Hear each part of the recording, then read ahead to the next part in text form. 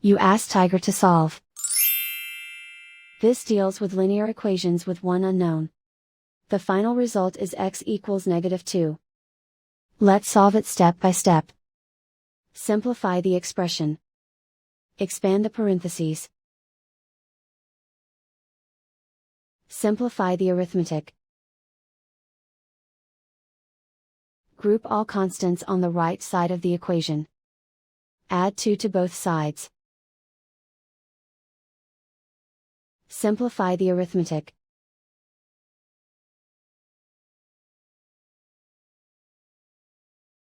Convert the x into a positive number. Multiply both sides by -1.